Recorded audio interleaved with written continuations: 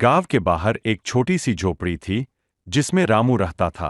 वह बेहद गरीब था, लेकिन उसकी झोपड़ी 3 मंजिला थी, बांस और मिट्टी से बनी हुई।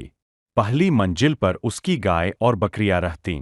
दूसरी पर उसका परिवार सोता और तीसरी मंजिल खुली हुई थी, जहां से आसमान दिखता था। रामू रोज शाम को वहां बैठकर तारे गिनता और गीत गुनगुनाता। उसके पड़ोस में श्यामू रहता था, जो गांव का सबसे अमीर आदमी था। उसका 1 मंजिला पक्का मकान था, लाल ईंटों से बना हुआ, मजबूत और सुंदर। लेकिन श्यामू हमेशा चिंतित रहता। उसे डर लगा रहता कि कहीं कोई उसका घर न छीन ले, कहीं उसकी दौलत कम न हो जाए। एक दिन भयंकर बारिश हुई। नदी उफान पर थी और पानी गांव में घुसने लगा। श्यामू का पक्का मकान पानी में डूबने लगा क्योंकि वह नीचे था। वह घबराकर रामू के पास भागा और बोला, भैया, मेरा घर डूब रहा है।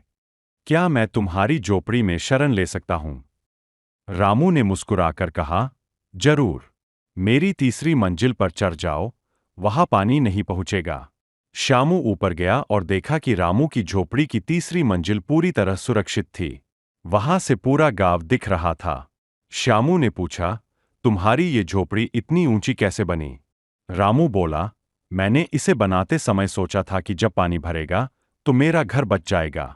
मेरी झोपड़ी कच्ची है, लेकिन मेरी सोच पक्की थी।